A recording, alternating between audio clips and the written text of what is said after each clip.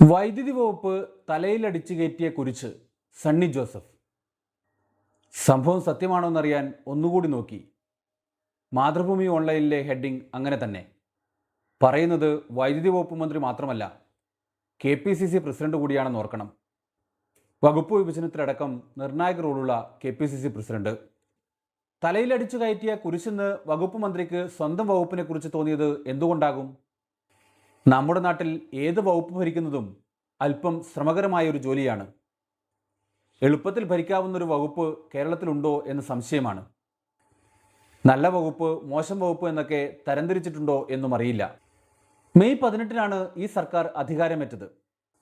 3 മാസമാകാൻ ഇനി 8 ദിവസം കൂടി ബാക്കി. അപ്പോഴേക്കും വൈദ്യുതി വകുപ്പ് മന്ത്രിക്ക് തൻ്റെ വകുപ്പ് ഒരു വെല്ലുവിളിയായി മാറിക്കഴിഞ്ഞോ? മഴക്കാലമായിട്ടും പവർ കട്ട് ഏർപ്പെടുത്തേണ്ടി വന്ന വകുപ്പാണ് വൈദ്യുതി വകുപ്പ്.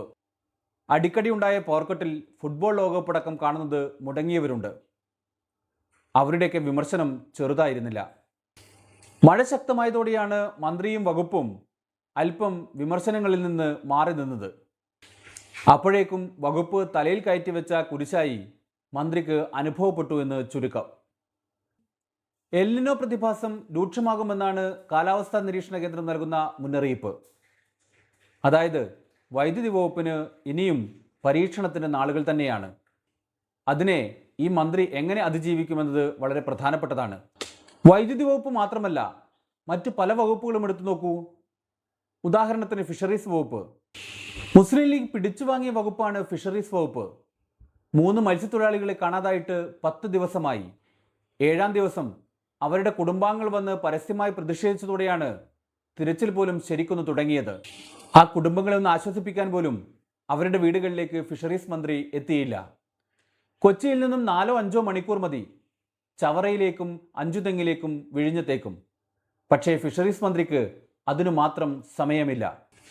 ആ കുടുംബങ്ങൾ പരസ്യമായി പ്രതിഷേധിക്കും വരെ ഫിഷറീസ് മന്ത്രിയും തിരച്ചിലിനെ കുറിച്ച് ഒന്നും പറഞ്ഞിരുന്നില്ല. അദ്ദേഹം അപ്പോഴും സ്വീകരണങ്ങൾ ഏറ്റുവാങ്ങുന്ന തിരക്കിലായിരുന്നു. മുഖ്യമന്ത്രി തന്നെ പറഞ്ഞിട്ടുണ്ട് കാരണം.